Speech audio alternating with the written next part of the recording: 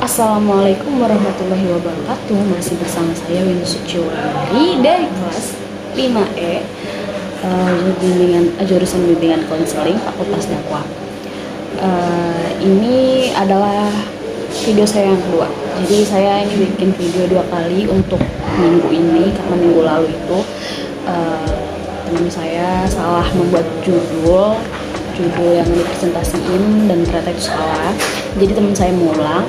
Cuman emang minggu sebelumnya itu cuma membahas tentang resensi filmnya aja.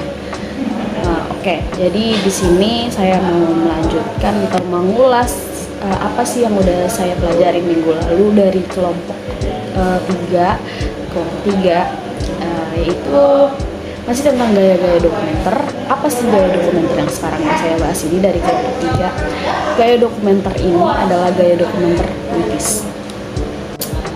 Oke, baik. Apa sih jenis dokumenter puitis itu? Jenis dokumenter puitis ini menyajikan kemungkinan baru dalam hal menyampaikan informasi, argumen, atau sudut pandang, suasana, mood, dan ritme editing yang berperan penting dibanding logis tidaknya adegan.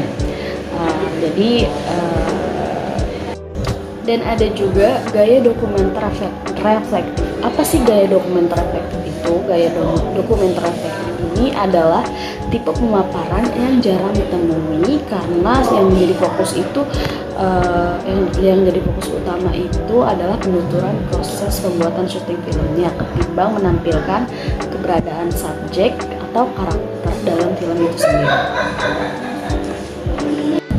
Oke, menurut saya itu aja ulasan materi yang saya sampaikan dari kelompok 3 tentang gaya dokumenter puitis dan gaya dokumenter reflektif. Saya akan melanjutkan dengan pemaparan resensi film dari kelompok 3, yaitu judulnya adalah Rentang Kisah. Film dokumenter ini jenisnya itu biografi, dan saya juga lumayan suka sama film ini karena saya pernah nonton filmnya waktu itu di Disney Hotstar ada. Jadi ini film kisah nyata yang diadaptasi dari novel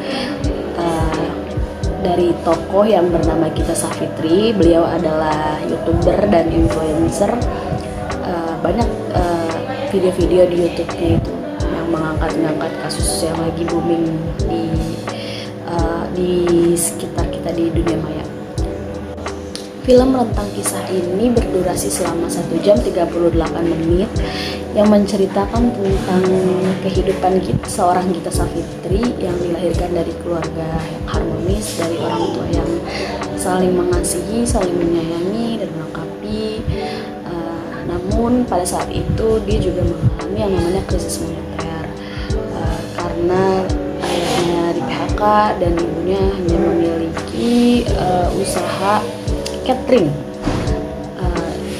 Beliau ini, si Gita ini, lulus dari sekolah SMA-nya, lalu dia melanjutkan kuliah di Universitas Berlin, Jerman, mengambil jurusan kimia murni.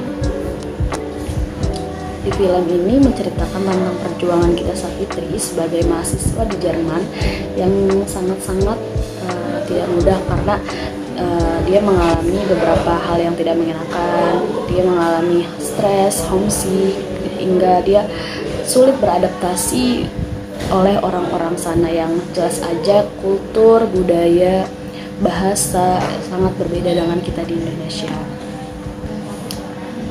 Gita Savitri selama di Jerman ini banyak mengalami hal-hal yang struggle gitu. Ibaratnya dia ini berjuang banget di sana.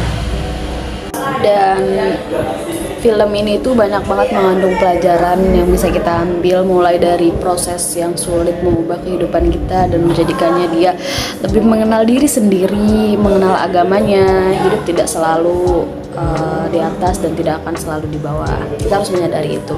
Dan bagi kita, hidup juga bukan tentang dirinya sendiri, tapi juga tentang orang tua, orang lain, sahabat, teman, dan yang paling penting adalah mensyukuri apa yang telah Allah berikan. Oke, menurut saya sampai sini aja ulasan saya dalam belajar dari minggu lalu. Banyak sekali yang saya ambil dari resensi film ini. Menurut saya film ini adalah film yang menginspirasi dan keren banget. Karena saya juga suka nonton vlog-vlog YouTube ini dari Gita Savitri, dan itu sangat-sangat menginspirasi untuk perempuan muda yang butuh support.